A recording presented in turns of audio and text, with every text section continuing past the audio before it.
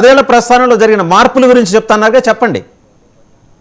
ఇప్పుడు పవన్ కళ్యాణ్ గారిని కలవాలి అనుకుంటే ఒక మెకానిజం ఉంది. దాదాపు 12 మంది టీం పనిచేస్తున్నారు. ఇప్పుడు ఎవరైతే ఏ విషయం గురించి ఆయన కలవాలనుకుంటున్నారో ఒక పార్టీ ఆఫీస్ నెంబర్ ఉంటుంది, సెంట్రల్ పార్టీ ఆఫీస్. ఆయన పవన్ కళ్యాణ్ గారు అపాయింట్మెంట్ కోసం ఒక నెంబర్ ఉంటుంది. ఆ నెంబర్ కి వాళ్ళు మెసేజ్ చేస్తే ఆ నెంబర్ చెప్పమంటారా? నేను 9573048595 ఆ నెంబర్ కి మెసేజ్ చేసిన వాళ్ళు వివరాలు కూడా నేను మీకు ఫార్వర్డ్ చేస్తా. రాంగ్ ఆ నెంబర్ కాదు, 63 తో స్టార్ట్ అవుతుంది party office number. Party central secretariat number అండి ఇది. నేను చెప్పేది వాళ్ళే అపాయింట్మెంట్ ఫిక్స్ చేస్తున్నది. నేను చెప్తున్న నెంబర్ మీరు చెప్తున్న నెంబర్ మ్యాచ్ అవ్వట్లేదండి. మేబీ మీ నెంబర్ మీకు రాంగ్ గా ఇచ్చి ఉండొచ్చు, అదేదో పాతదై ఉండొచ్చు. మీరు అప్డేటెడ్ వర్షన్ తీసుకోండి. ప్రతి 2 రోజులకి మీరు అప్డేట్ అవుతారని తెలియక నేను ఈ నెంబర్ ఉంచుకున్నాను. నేను ఈ నెంబర్ ఉంచుకున్నాను. మీరు నెంబర్ కొత్త నెంబర్ పెట్టండి, అది కూడా ట్రై చేద్దాం. ఓకే చేయండి. మీరు ఏ పర్పస్ తోటి పవన్ కళ్యాణ్ గారిని కలవాలనుకున్నారు అధ్యక్షుల వారిని క్లియర్ గా మెసేజ్ సెండ్ చేస్తే వాళ్ళే మీకు కాల్ చేస్తారు. వాళ్ళు ఏ టైంలో డేట్ వైజ్ అదంతా ఎవరైతే డే వైజ్ ఎన్ని మెసేజెస్ వచ్చాయో అన్ని ప్రింట్ సహా పవన్ కళ్యాణ్ గారు చూస్తారు. అక్కడ విషయం ప్రయారిటీని బట్టి ఆయన ఇస్తారు డేట్. ఎవరెవరు ఇక్కడ అపాయింట్మెంట్స్ టైం ఇచ్చేది మాత్రం కేవలం పవన్ కళ్యాణ్ గారు మాత్రమే.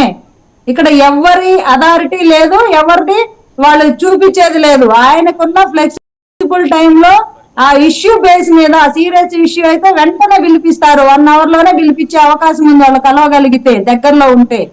లేదు అనుకుంటే 1 or 2 days లో వాళ్ళ కాల్స్ ఒక పార్టీ ఆఫీస్ నుంచే కాల్స్ ఆయన టైం ఆయన ఫిక్స్ చేస్తారు. ఏ టైం నుంచి ఏ టైం వరకు, 10 minutes 15 minutes 20 minutes కూడా సారే చెప్తారు. అదే ఆయనకున్న షెడ్యూల్ బట్టి, ఆయనకున్న టైం బట్టి, ఆయనకు వచ్చిన ఇన్ఫర్మేషన్ బట్టి ఖచ్చితంగా ఇష్యూ సీరియస్ గా ఉంది, అర్జెంట్ గా కలవాల్సిన విషయం అయితే మాత్రం ఎట్టి పరిస్థితుల్లో డినే చేయరు. దీనికి మేమందరూ నిదర్శనం, మేము ప్రూఫ్స్.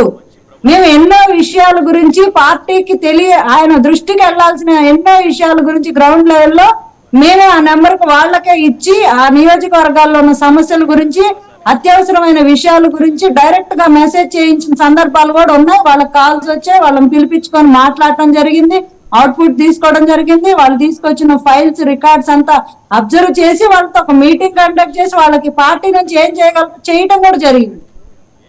ఇంకా ఏమైనా అడిషనల్ ఇన్పుట్స్? ఇంకా అడిషనల్ ఇన్పుట్స్ ఏమైనా ఉన్నాయా మీరు చెప్పాలనుకున్నవి?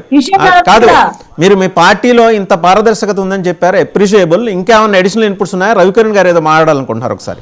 అలా కాదండి, మా పార్టీ పారదర్శకత గురించి నేనే చెప్తాను, మీరు లైవ్ లో చూసుకోండి. పార్టీ అంతర్గత సమావేశాలు ఇన్ని పార్టీలు ఉన్నాయి కదా, ఏ రోజైనా లైవ్ పెట్టారా? మేము కోవిడ్ తర్వాత విస్తృత స్థాయి సమావేశాలు ప్రతి ఒక్క కార్యకర్త లీడర్ మాట్లాడింది లైవ్ పెట్టాం, చూడండి. మా పార్టీ పారదర్శకత గురించి ఎవరు విమర్శించే హక్కు కూడా లేదని నేను అంటాను. మీరు చెబుతుంటే వింటున్నాం అందరం.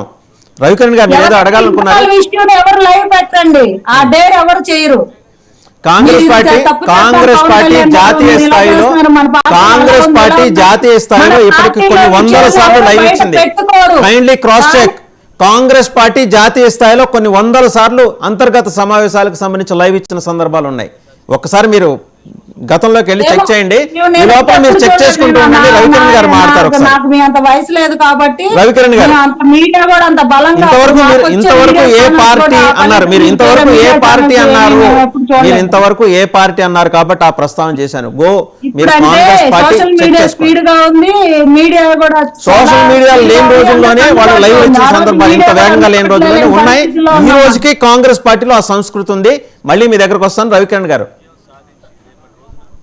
వాసుదేవన్ గారు, అంటే ఇందాక సోదరిమణి ఎందుకు పెట్టారు డిబేట్ అంటే, అప్పుడు నేను చెప్పేసాను. తర్వాత ఆవిడ నేను చెప్పదలుచుకున్నాను, ఆవిడకి ఏమి సజెషన్ చేయదలుచుకున్నానంటే, మీ పార్టీలో ఏం జరుగుతుందని చెప్పండి అమ్మా, ఎలాగైతే నేను చెప్పాను మా పార్టీ అలా మీరు చెప్పండి అమ్మా సరిపోతుంది. ఆవిడే, ఎందుకంటే మనకు తెలియదు కదా సార్, ఇప్పుడు వాళ్ళ పార్టీలో ఏం జరుగుతుందో మనం ఇప్పుడు ఒకసారి నేను కాకినాడకి మనోహర్ గారు వచ్చారు, ఒక హోటల్లో ఉన్నారు. ఆయన వచ్చారు నాకు తెలియదు, నేను వేరే పని మీద ఆ హోటల్కి వెళ్ళాను. హోటల్కి వెళ్తే మనోహర్ గారు ఉన్నారు, చుట్టూ 15-20 మంది బౌన్సర్లు ఉన్నారు.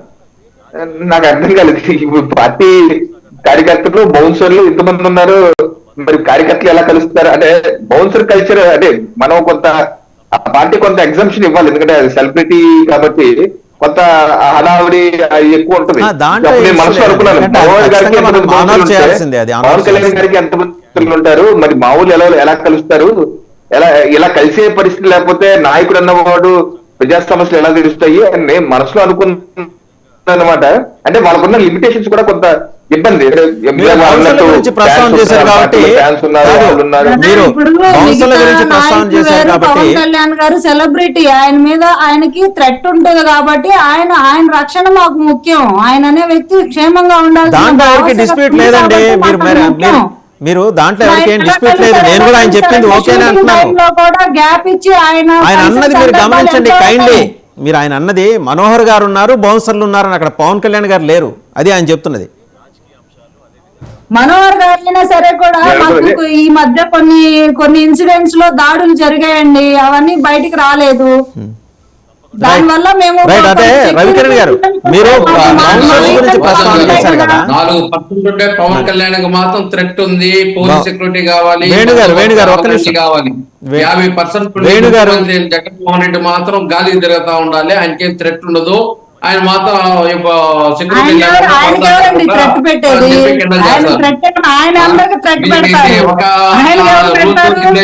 ఇంకొక పార్టీకి అయితే ఇంకొక రూల్స్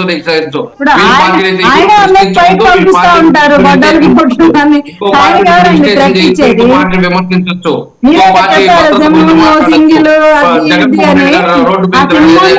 లేకుండా రమ్మని చెప్తున్నాం, మేమే పెట్టుకోవద్దని చెప్పట్లా.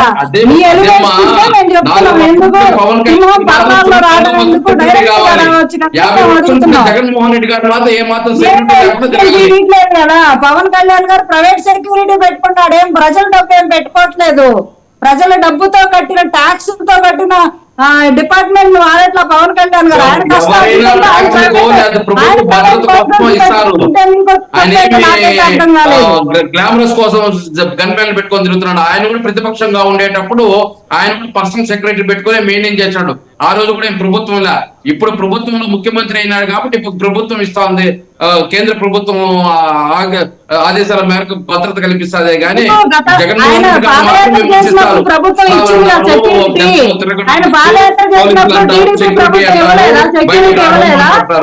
ఆయనకి ఇవ్వలేదా? పోలీస్ డిపార్ట్మెంట్ సెక్యూరిటీకి ఇవ్వలేదు. ఆయన పాదయాత్ర చేసినప్పుడు పర్మిషన్ పెట్టుకుంటే ఇక్కడ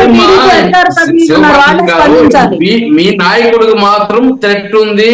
ఆయన ఏదైతే సినిమా గ్లామరు, అదే పొలిటికల్ గ్లామర్ ఉంది కాబట్టి ఆయన పబ్లిక్ లో తిరగలేడు, ఆయన బందోబస్తు ఉంది, ఆయనకు అదేం చెప్తారు. అదే జగన్మోహన్ రెడ్డి